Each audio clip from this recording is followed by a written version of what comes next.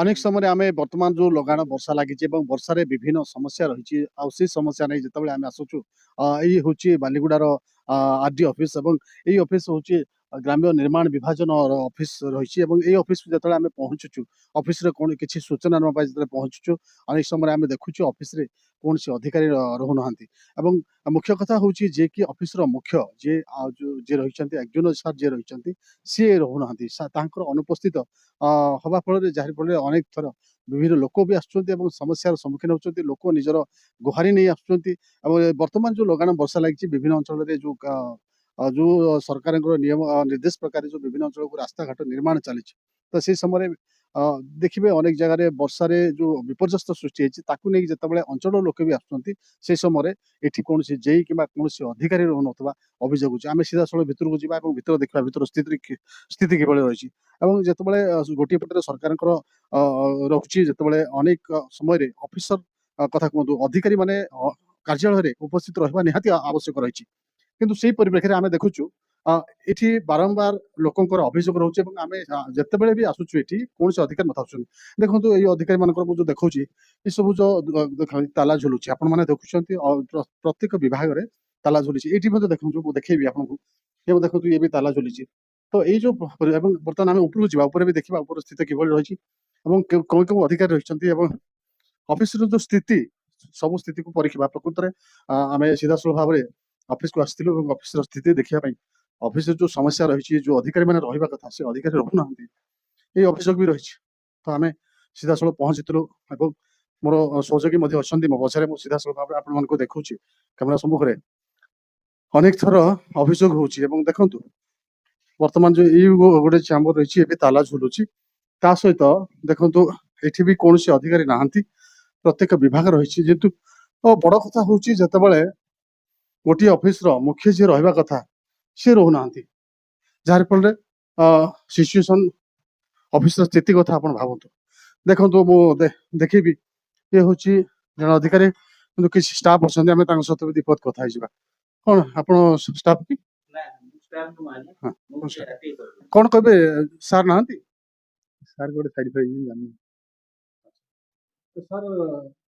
2 ଦିନ 3 ଦିନ ପୂର୍ବରୁ ଆମେ ଆସିଥିଲୁ ସେଦିନ ବି ନଥିଲେ ସାର୍ ରହୁନାହାନ୍ତି କି ସାର୍ ସାର୍ ସାଇଡ ପଳଉଛନ୍ତି କୋଉଠି ଅଫିସିଆଲି ମିଟିଂ ଫିଟି ଯାଉଛନ୍ତି ଅଫିସିଆଲି ମିଟିଂ ଯାଉଛନ୍ତି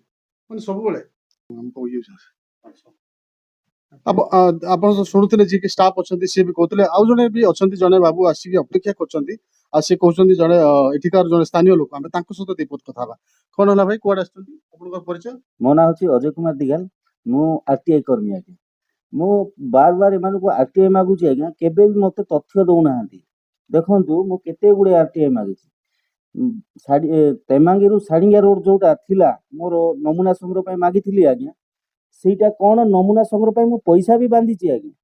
ସେମାନେ ମତେ ଖାଲି ଦୌଡଉଛନ୍ତି ଆଜି ଯିବା କାଲିକି ଯିବା ଏମିତି ଖାଲି ଦୌଡେ ସେ ରାସ୍ତା ବି ଖତ ଖାଇଲାଣି ଆଜ୍ଞା ସେଇଟା ଏବେ ବି ସମ୍ପୂର୍ଣ୍ଣ ବିଲ୍ କରୁଛନ୍ତି ବୋଲି ମୁଁ ଶୁଣୁଥିଲି ହଁ ବିଲ୍ ବି ହେଇଛି ସେ ରାସ୍ତା ବି ଆପଣ ଦେଖିପାରିବେ ଆପଣ ପାଖାପାଖି କେତେ ଥର ହେଲାଣି ଆସିଲେଣି ଆଜ୍ଞା 2023 ଟୁ ଆଜି ପର୍ଯ୍ୟନ୍ତ ଧାଉଁଛି ଆଜ୍ଞା ମତେ ଆଜି ଆସନ୍ତୁ କାଲିକି ଆସନ୍ତୁ ଖାଲି ଦୌଡଉଛନ୍ତି ବର୍ତ୍ତମାନର ସ୍ଥିତି କଣ ଅଛି ବର୍ତ୍ତମାନ ଆପଣ ଏଇ ଯୋଉ କାମ ଦେଖେଇଲେ ପାଖାପାଖି 2-4 ଦିନ 5 ଦିନ ଭିତରେ ଆପଣ ଆସୁଛନ୍ତି କି ପୂର୍ବରୁ ଆସିଥିଲେ ଆଜ୍ଞା ମୁଁ ସବୁବେଳେ ତ ଆସୁଛି ସବୁବେଳେ ଅଫିସର ମାନଙ୍କୁ ଦେଖା ପାଉନି ଆଜ୍ଞା କେବେ ବି ଆଜ୍ଞା ବିଲକୁଲ ମୁଁ ଦେଖା ପାଉନାହିଁ ଆପଣ ସିଧାସଳଖ ଶୁଣୁଥିଲେ ଜଣେ ଅଛନ୍ତି ଯେ କି ସୂଚନା କର୍ମୀ ଅଛନ୍ତି ଏବଂ ସିଏ ବି ଅନେକ ଥର ଆସୁଛନ୍ତି ଅନେକ ତଥ୍ୟ ମଧ୍ୟ ମାଗିଛନ୍ତି କିନ୍ତୁ ଆଜି ପର୍ଯ୍ୟନ୍ତ କୌଣସି ତଥ୍ୟ ଦିଆଯାଉନି କିମ୍ବା ତାଙ୍କର ଯୋଉ ଆବଶ୍ୟକତା ଯୋଉ ମାଗିଛନ୍ତି ସେଟା ବି ମିଳୁନି ଆଉ ଗୋଟେ ବଡ କଥା ହଉଛି ଯେବେ ଆସିଲେ ମଧ୍ୟ ସିଏ ଯିଏ ଏକ୍ଜନ ସାର୍ ରହୁଛନ୍ତି ତାକୁ ସେ ଭେଟି ପାରୁନାହାନ୍ତି ବା ତାଙ୍କର ସମସ୍ୟାଟା କହିବା ଆମେ ଆଉ କିଛି ବିଭାଗକୁ ଦେଖିବା ଅନ୍ୟ କିଛି ବିଭାଗ ବି ରହିଛି ଏବଂ ସିଧାସଳଖ ଦେଖନ୍ତୁ ଇଏ ବି ଗୋଟେ ବିଭାଗ ରହିଛି ଏଠି ଜଣେ ଅଛନ୍ତି ଜଣେ କର୍ମଚାରୀ ବି ଅଛନ୍ତି ସିଏ ଆଜ୍ଞା ସାର୍ ନାହାନ୍ତି କି ସାର୍ ବର୍ତ୍ତମାନ ନାହାନ୍ତି ମେବି ଫିଲ୍ଡ ଯାଇଥିବେ ତ ମୁଁ ଜାଣିନାହିଁ ଆଚ୍ଛା ଆପଣ ପରିଚୟ ସାର୍ ଅରବିନ୍ଦ ଜେନା ଏଷ୍ଟିମେଟର ଆଜ୍ଞା ସାର୍ ଦେଖନ୍ତୁ ମୁଁ ପ୍ରାୟ ଲଗାତାର 3-4 ଦିନ ହେଲାଣି ଆସୁଛି ମୁଁ ସାର୍ଙ୍କୁ ଭେଟି ପାରୁନି ଆପଣ ପୂର୍ବ ଥର ଆସିଥିଲେ ସେତେବେଳେ ସାର୍ ନଥିଲେ ଫିଲ୍ଡ ଯାଇଥିଲେ କିନ୍ତୁ ସନ୍ଧ୍ୟାବେଳୁ ନା ସରି ମିଟିଂ ଯାଇଥିଲେ ମିଟିଂରୁ ସନ୍ଧ୍ୟାବେଳୁ ଫେରିଥିଲେ ସନ୍ଧ୍ୟାବେଳେ ଫେରିଥିଲେ ଆଜ୍ଞା କନଫର୍ମ ଆଜ୍ଞା କାମ କରୁଛନ୍ତି ସତ କିନ୍ତୁ ଯେତେବେଳେ ଗୋଟିଏ ପରିବାରର ଜଣେ ଯଦି ମୁଖିଆ ଯଦି ନ ରୁହନ୍ତି ତାହେଲେ विभाग किभଳି ଚାଲିଥିବ ସେଇଟା ଆପଣମାନେ ଅନୁମାନ କରନ୍ତୁ। ତ ମୁଁ ଦେଖେଇବି ଯୋଉଟା ରହୁଛି ଆମର ଏସି ସାରଙ୍କ ଯୋଉ ଚାମ୍ବର ଅଛି ମୁଁ ସେଇ ଚିଠି ବି ଯିବି ଦେଖିବି। ଏଇଠି ବି ଦେଖନ୍ତୁ କିଛି କର୍ମଚାରୀ ଅଛନ୍ତି ସେ ତାଙ୍କର କାମ କରୁଛନ୍ତି କିନ୍ତୁ କଣ କାମ ହଉଛି ଏବଂ ଯୋଉ ବିଭାଗର କଣ ସବୁ ରହୁଛି ସେ ସବୁ ଆପଣମାନେ ବିଚାର କରନ୍ତୁ। କିନ୍ତୁ ଇଏ ହଉଛି ତାଙ୍କର ଚାମ୍ବର ଏବଂ ଆମେ ସିଧାସଳଖ ଯିବୁ ଯେହେତୁ ଜଣେ ସାମ୍ବାଦିକ ହିସାବରେ ଦେଖନ୍ତୁ ଇଏ ହଉଛି ଏସି ଘର ଚାମ୍ବର। ତ ଏଠି ବି ଏସି ନାହାନ୍ତି ଆଜି। ଏଇଟା କୋଉଠି ନା କୋଉଠି ବୟାନ କରୁଛି ଯେ ଅନେକ ସମୟରେ ଯାହା ବି ଅଭିଯୋଗ ରହୁଛି ଏବଂ ଆଉ ଗୋଟେ ବଡ କଥା ଜଣେ ସୂଚନା କର୍ମୀ ବି ଆସିଛନ୍ତି ସିଏ ମଧ୍ୟ ବିରକ୍ତ ଭାବ କରୁଛନ୍ତି ଅନେକ ଥର ଅନେକ ବର୍ଷ ହେଲାଣି। ଆପଣ ତାଙ୍କ ଠାରୁ ବି ଶୁଣୁଥିଲେ ସିଧାସଳଖ କଥା ଯେ ଏଭଳି ସ୍ଥିତି ବାଲିଗୁଡା ଯୋଉ ଆରଡି ଅଫିସ ରହିଛି ଆରଡି ଅଫିସର ଏଇ ହଉଛି ସ୍ଥିତି। ଏବଂ ଯଦି ଦେଖିବ କହିବା ଗୋଟିଏ ପଟରେ ଆରଡି ଅଫିସର ବର୍ତ୍ତମାନ ବିପର୍ଯ୍ୟସ୍ତ ଅବସ୍ଥା ରହିଛି। ତା ଭିତରେ ଅନିୟମିତତା ରହିଛି ଏବଂ ବିପର୍ଯ୍ୟସ୍ତ ଅଛି କାହିଁକି ଲୋକେ ଆସୁଛନ୍ତି ଏବଂ ଅନେକ ସମୟରେ ବର୍ତ୍ତମାନ ଯୋଉ ଲଗାଣ ବର୍ଷା ଲାଗିଛି ବିଭିନ୍ନ ଅଞ୍ଚଳରେ କାମ ଚାଲିଛି। କାମରେ ଦେଖିବେ କୋଉଠି ତ ପୋଲ ଭାଙ୍ଗି ଯାଉଛି ଏବଂ ନିର୍ମାଣାଧୀନ ବିଭିନ୍ନ କାର୍ଯ୍ୟରେ ମଧ୍ୟ ଦୁର୍ନୀତି ଏବଂ ଯୋଉ ନିମ୍ନମାନର କାମ ହଉଥିବା ସ୍ଥାନୀୟ ଲୋକଙ୍କର ଅଭିଯୋଗ ରହୁଛି। ଯେତେବେଳେ ଅଭିଯୋଗ ସମ୍ପର୍କରେ ଆସି ଆମେ ବୁଝିବାକୁ ଚେଷ୍ଟା କରୁଛୁ ସେ ସମୟରେ ଏଠି ନା କିଛି କୋଉ ଅଧିକାରୀ ଅଛନ୍ତି ନା କୌଣସି ତଥ୍ୟ ମିଳିପାରୁଛି। ତ କୋଉଠି ନା କୋଉଠି ଏଠି ଯୋଉ ଜିଲ୍ଲା ପ୍ରଶାସନ କଥା କହୁଛୁ କିମ୍ବା ବାଲିଗୁଡାରେ ଯିଏ ଉପଜିଲ୍ଲାପାଳ ଅଛନ୍ତି ତାଙ୍କର ଦୃଷ୍ଟି ପଡୁନି ଅଫିସରେ ଯାହାରି ଫଳରେ ଆଜି ବିଭିନ୍ନ ଅଫିସ ତା ଭିତରୁ ଆରଡି ହଉଛି ଗ୍ରାମ୍ୟ ନିର୍ମାଣ ବିଭାଜନ ଅଫିସ ଏବଂ ଏଇ ଯୋଉ ନିର୍ମାଣ ବିଭାଜନ ଅଫିସ ରହିଛି କିନ୍ତୁ ଏଇ ଅଫିସରେ ଅଧିକାରୀ ରହୁନାହାନ୍ତି ଯାହା ମୁଖ୍ୟ ସମସ୍ୟା ହେଇଛି। ଏବଂ ଏଠି ଦେଖିଲେ ଇଏ ଗୋଟେ ଚାମ୍ବର ଅନେକ ଚାମ୍ବର ରହିଛି ଯୋଉଠି କି ଯୋଉ ଅଧିକାରୀ ମାନେ ରହିବା କଥା କୌଣସି ଅଧିକାରୀ ନାହାନ୍ତି। ତ କିଭଳି ଏଇ ଆରଡି ଅଫିସ ଚାଲିଛି ଏବଂ ଅଫିସର ଯୋଉ ସମସ୍ତ କାର୍ଯ୍ୟ ବି ହଉଥିବ ସେଟା ଆପଣ ମାନେ ବିଚାର କରନ୍ତୁ। ଆଉ ଗୋଟେ ବଡ କଥା ଅନେକ ସମୟରେ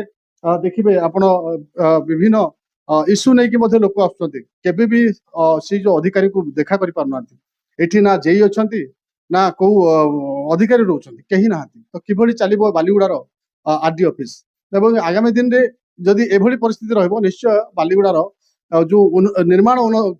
କଥା ରହୁଛି ନିର୍ମାଣରେ କୋଉଠି ନା କୋଉଠି ତ୍ରୁଟି ରହିଯିବ ଯାହାରି ଫଳରେ ଅନେକ ସମୟରେ ଏଠିକା ନିରୀହ ଲୋକମାନେ ହିଁ ସେମାନେ ପରେ ଅନୁତାପ କରିବେ। ତ ବର୍ତ୍ତମାନ ଏଇ ସ୍ଥିତିକୁ ଜିଲ୍ଲା ପ୍ରଶାସନ କିଭଳି ନେଉଛନ୍ତି ଏବଂ ଏଇ ଖବରଟିକୁ ଜିଲ୍ଲା ପ୍ରଶାସନ କିଭଳି ନେବେ ଏବଂ କେତେ ଦୂର